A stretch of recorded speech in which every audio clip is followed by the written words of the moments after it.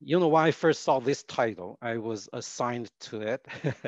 I was like, really? Going where missionaries cannot? Really? Have you heard of James Frazier?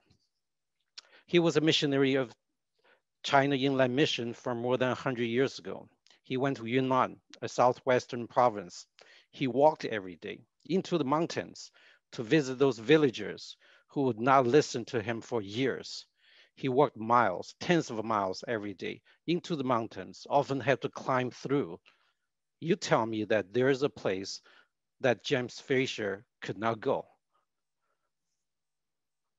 What about Jim Elliott, the guy on the far right? He was a missionary to Ecuador in South America. Back in the 50s, he went to the jungles. He was killed by the locals, along with four other missionaries. Those locals repented and turned to Christ years later. And you tell me that there was a place that Jim Elliott could not go.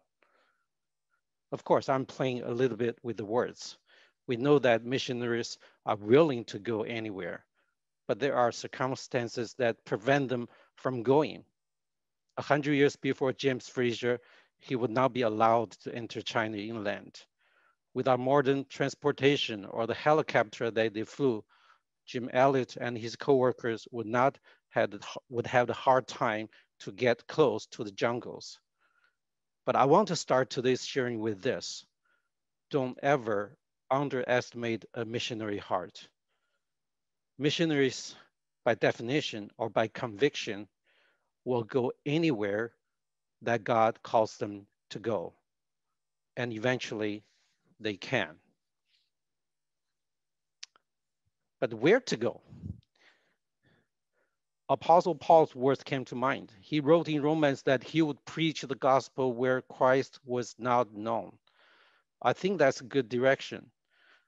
This was not simply Paul's personal preference, but it was very aligned with the Great Commission, where Jesus called his disciples to go and make disciples of all nations.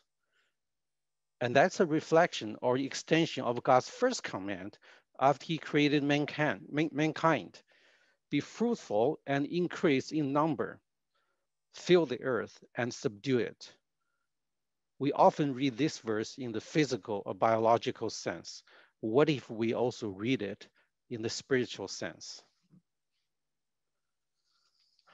So a good exercise is to look at the world map and ask ourselves, how are we going and how are we doing?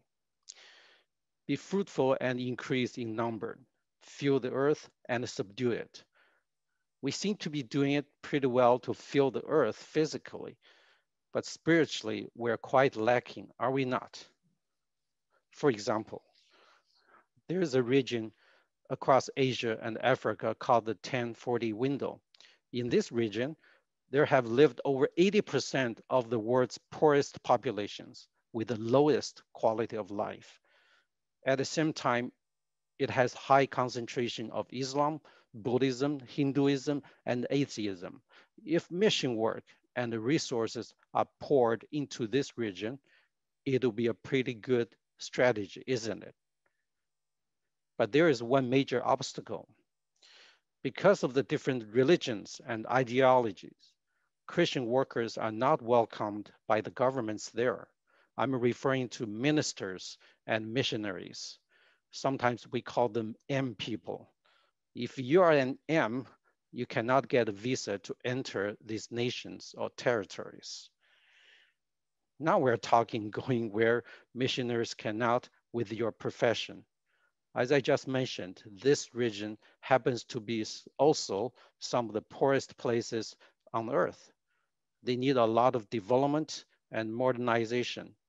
Basically, any profession you are in, you can contribute. Medical, healthcare, education, technology, commerce, finance, food, you name it. All right, then, I have a profession. I have a missionary heart. How do I go about it? There's a very simple formula. Go, live, serve with your profession. Go, live, serve. When I went to Asia about 15, 16 years ago, I thought I was going to be a traditional M. I thought about going to remote mountain areas like James Frazier, or going to the jungles like Jim Elliott. Every summer, I took short-term trips, but year after year, I was stuck in this big city working for this software company. Until one day, it was dawned on me, the company that I worked for, that was my mission field. I look at the coworkers around me. I had become good friends with them. I lived among them. I rented an apartment like most of them, took bus to work, ate out in our favorite restaurants together, and I enjoyed serving them at work. I became a manager, something that I would never wanted to do before. I was a software engineer back in Silicon Valley, and my manager had such a hard time managing me. I never wanted it to be like him.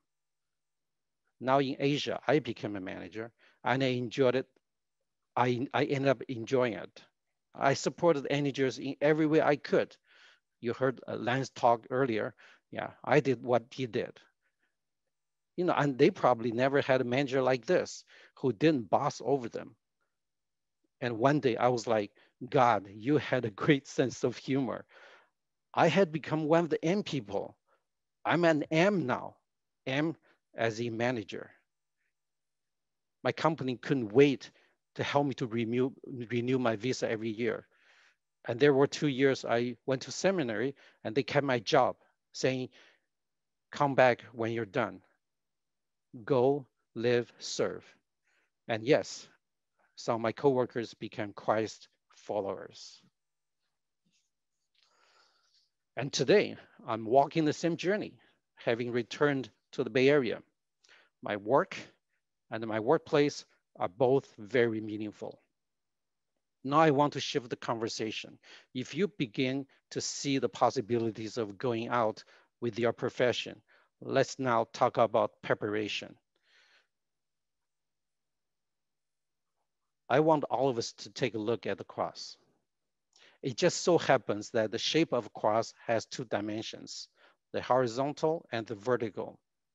This conference might have talked a lot about the horizontal, building relationships, connecting with other believers, outreaching activities, and sharing the good news.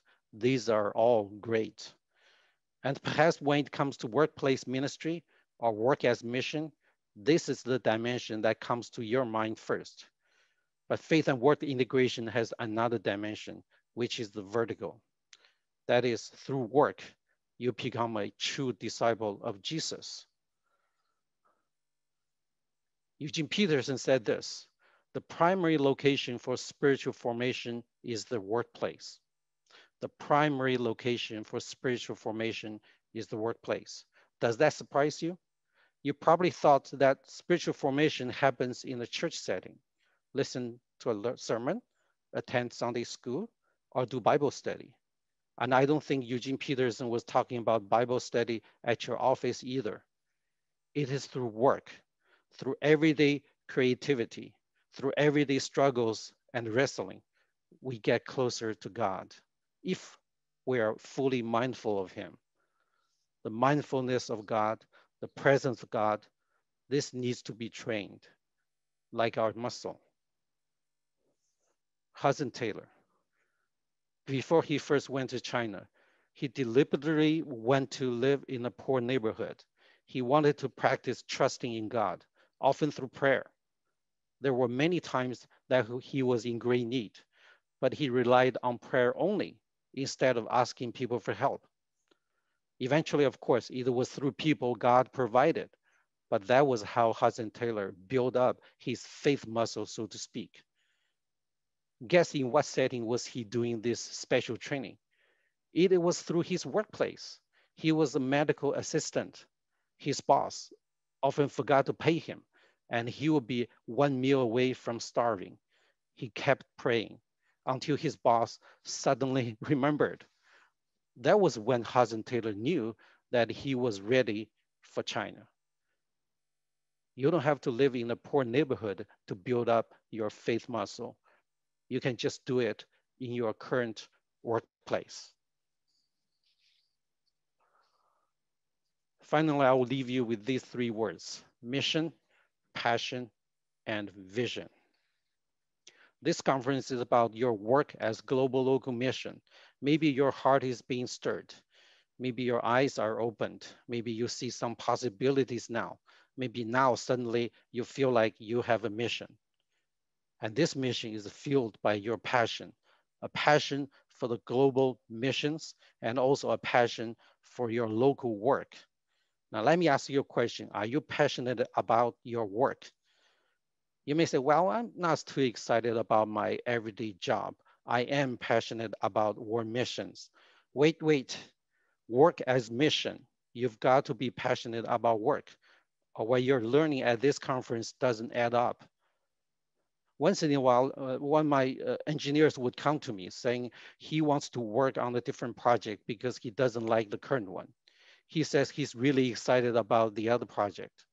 I usually say, fix your problem now.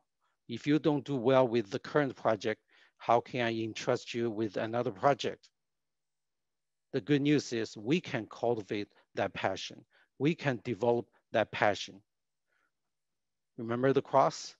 You can become passionate about your work by building up the horizontal dimension with people. And you really can become passionate about your work by focusing on the vertical dimension with God. Finally, vision. This is what will sustain your passion. Some of our non-Christian coworkers are also very passionate about work because they have certain vision. And our vision should be bigger because it comes from the creator of the universe. This is a map that many of us are familiar with by now. Do you only see COVID-19 cases? Or do you see something else as well? The small group that I'm a part of at our church began to pray weekly over this map since June.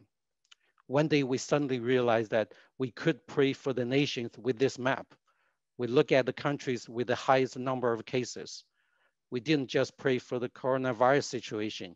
We also prayed for the spiritual state of the countries. We prayed for China, for Italy, for Iran, for Brazil, for India, for Russia, for South Africa, for Mexico, and occasionally for countries that might not have high numbers but with major recent events. So we also prayed for Beirut, Israel, Armenia, France, and of course, we prayed for America many times this year. This is how you cultivate a missionary heart. As Jesse also shared earlier, develop a heart for the broken world. I will go back to what I said at the beginning. Don't ever underestimate a missionary heart. And you develop a missionary heart through these three things: vision, passion, and mission. And you will hear the voice of the Lord saying, who shall I send? And with who will go for us? And you will respond, here am I, send me. Thank you. That's my sharing. And back to Pastor David.